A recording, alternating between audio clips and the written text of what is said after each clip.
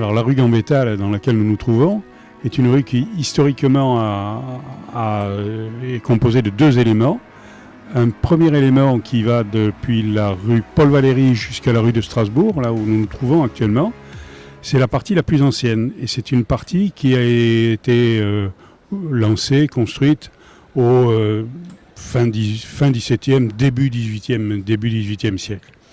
Et ça s'appelait la rue des Casernes parce que, je vous l'expliquerai tout à l'heure, il y avait justement des casernes dans cette rue. La deuxième partie qui est derrière moi, qui est actuellement en travaux, là, que l'on voit, est une partie plus récente. C'est une partie qui date du 19e, deuxième partie du 19e siècle.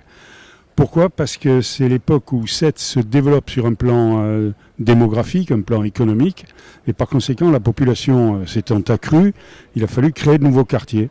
Donc on a ce quartier qui est derrière moi, là, tout en travaux, avec la rue L'Alsace qui est un petit peu plus haute, jusqu'à la rue Général de Gaulle. Et là, il s'agit d'une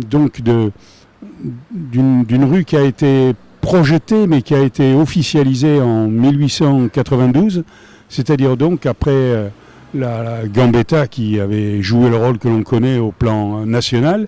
Et pour l'honorer, par conséquent, la ville de Sète a donné à l'ensemble de cette rue le nom de Gambetta. Il n'y a donc plus de rue des Casernes.